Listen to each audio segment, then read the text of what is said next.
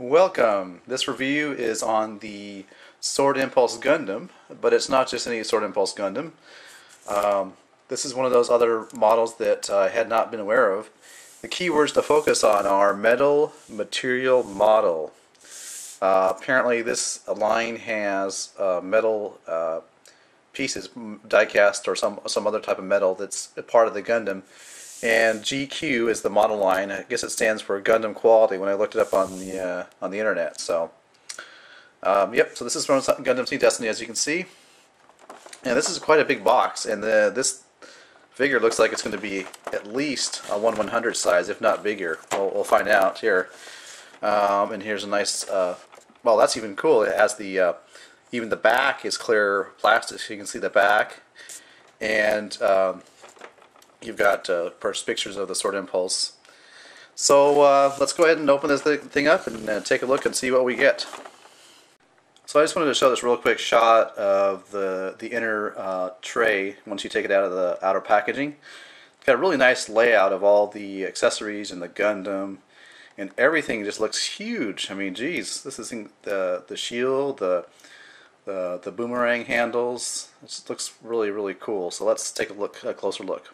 And the other two things you get in the box, of course, is the manual with some nice colorful pictures of the Sword Impulse and instructions on how to put it together.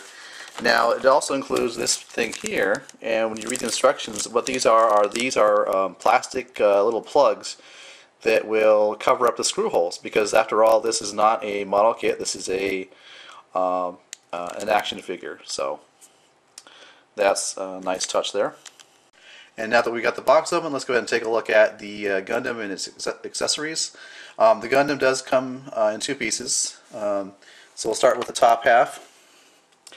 And the die-cast parts that are present, the joint that connects the shoulder to the chest is a die-cast, as well as the joint that connects the upper and lower arm.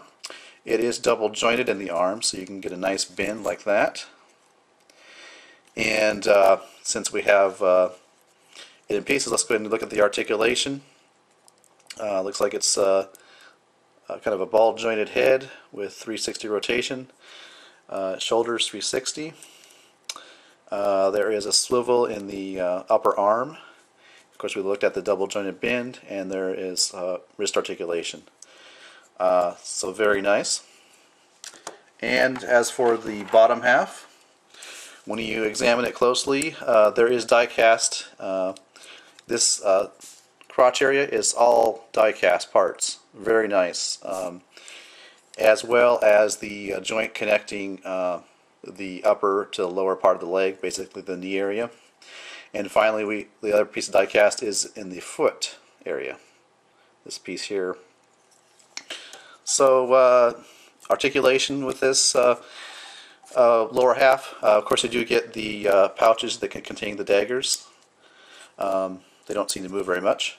As far as articulation in the legs, I can go back about like that as far as the hip joint can go.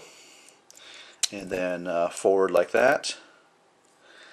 And then out pretty far like that, almost 90, well, yeah, actually a 90-degree angle there. Double jointed in the knees, very nice. You can get it very nice bend like that. Very impressive. And I'd also like to point out the panel lining work, like there. See, that's very nice to have that. And then moving down to the ankle, ball jointed ankle. Then you've got two articulation points on the foot, one in the heel, and one in the front part of the foot. And again, die cast right there. Let's take a look at the shield. And we'll just go ahead and do a comparison right away. In my left hand, we've got the 1/100 shield that comes with the model kit, and this is the shield you get with the GC Sword Impulse Gundam. So you can see quite a size difference. So already we're looking pretty good there. So it's a shield. Take a look at the beam rifle. As you can see, cast in really hard plastic. This scope articulates, got some red color details there. Everything else is solid plastic without any movable parts. But you can see in my left hand you got the 1 to 100 beam rifle model kit. So quite a difference there as well. Let's take a look at the boomerang handles. Pretty large, and again, wants to illustrate that fact. On the top here is the 1 to 100 model kit boomerang handle, and here is the one you get with this action figure. So quite a size difference there. Excellent size. Let's take a look at the core splendor. Here is the core splendor. Very nicely detailed. It's got some panel lining, as you can see right above my thumbnail. Very nice detail with the clear, very faint, translucent blue plastic. It does transform, of course, so that it can combine the two parts of the mobile suit. And moving on, we can take a look at the silhouette flyer. This is very nice. This is pretty large as well. I don't have on hand the 1 to 100, but this is big. It's panel lined, so very, very nice. Next up, we can take a look at the sword silhouette pack. So you can see some coloring details as well. Next, let's take a look at the two anti-ship Excalibur swords that you all know I love so much. Here is the one you get with this action figure, and here's the one you get with the 1 to 100 model kit. And you can see there's quite a size difference there as well, just not only in terms of length, but the overall size of the hilt here. So very nice. You get these two beams to go into beam handles to form the beam boomerang. You get these two beams